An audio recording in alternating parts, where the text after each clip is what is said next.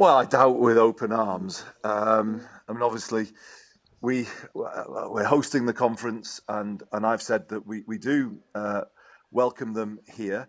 But obviously, we've got a big ask, and that ask is to see levelling up become a reality. The pandemic hit us hard. People could see that last year.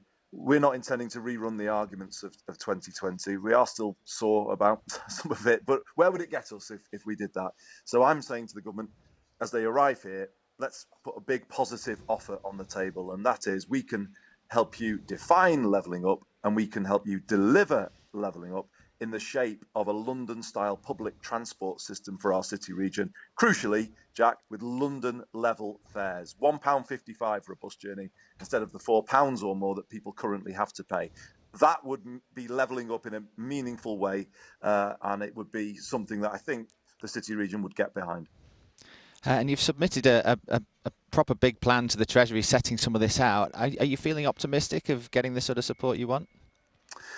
We'll see, won't we? Obviously we're putting the offer on the table this morning. The government is struggling to define levelling up, and we feel we can do it for them. The £1 billion is for infrastructure, and it's over 5 years, so it's not, it's a lot of money, but it's a doable amount of money. And the government has indicated to us that we could receive funds in that kind of order. The critical bit for me is that fares part of it that I mentioned a moment ago, Jack.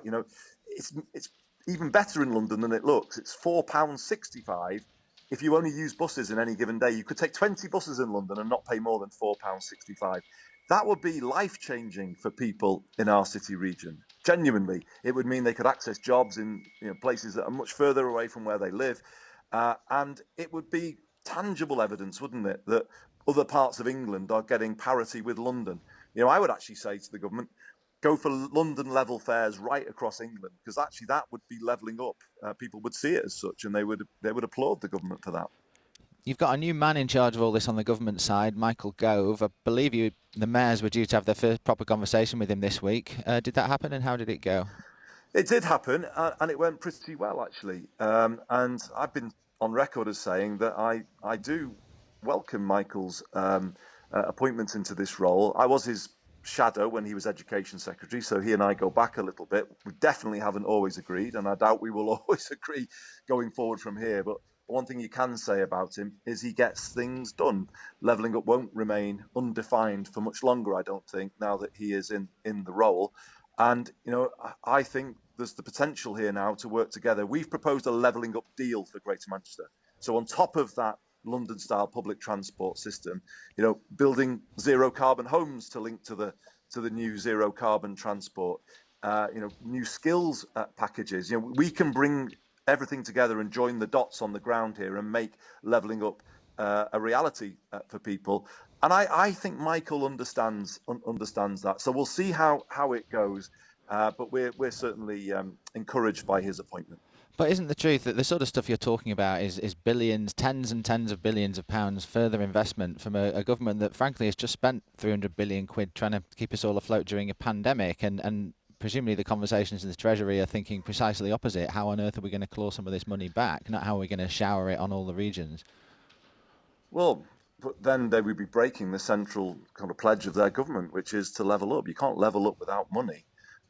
So we will deliver a London-style public transport system for Greater Manchester come what may, because we put some money aside locally.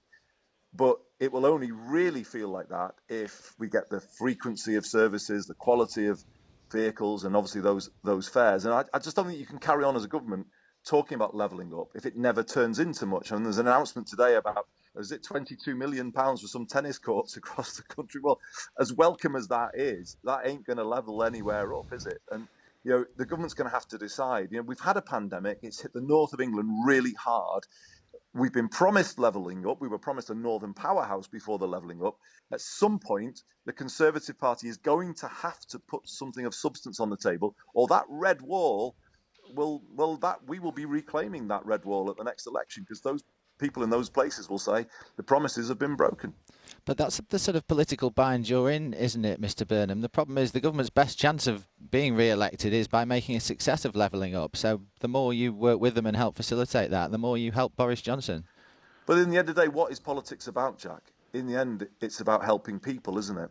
And politicians, I think, kind of get into the wrong place where they make it all about politics and point scoring, and that's what turns the public off.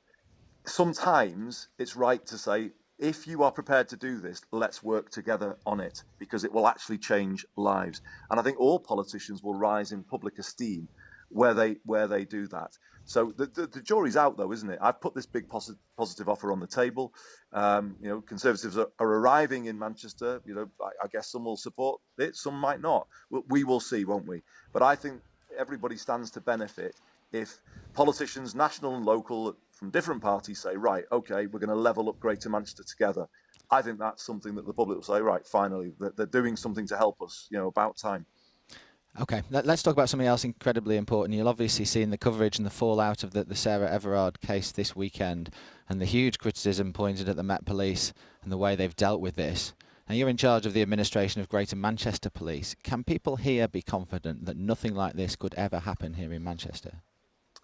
Well, yes, you rightly say. I mean, the fallout is huge, isn't it? And we've all got to reflect really carefully on this. And Greater Manchester Police, to answer your question, is not where it needs to be. I'd even say it's nowhere near where it needs to be at the moment. And it's why I changed the leadership of Greater Manchester Police, and the new Chief Constable has set out a plan that is very different.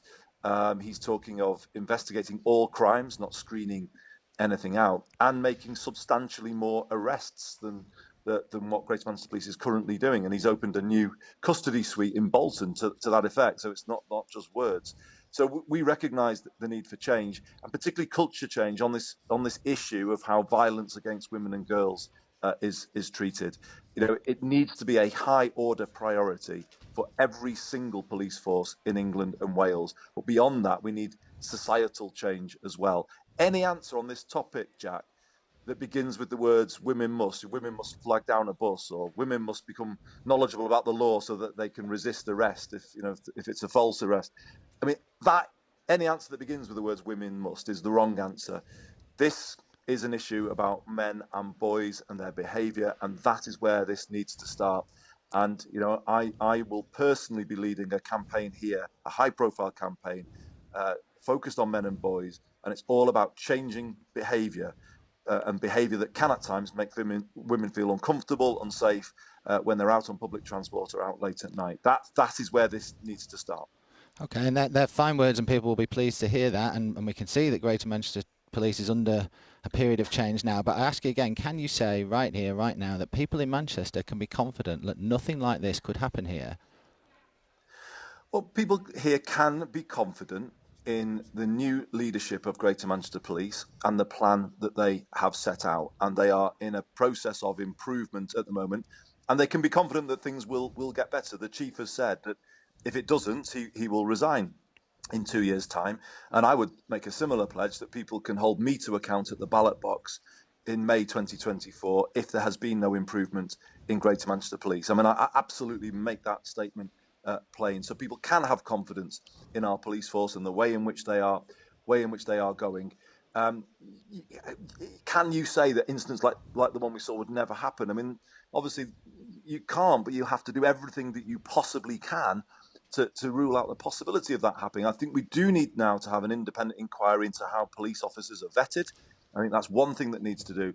And we need to look much more at the internal culture or cultures within police forces, because clearly the revelation of the WhatsApp group in London has caused alarm that police officers are circulating views of that kind. So there's a lot to look at here, Jack. There can't be any complacency. But yes, people can have confidence today in the direction in which Greater Manchester Police is going.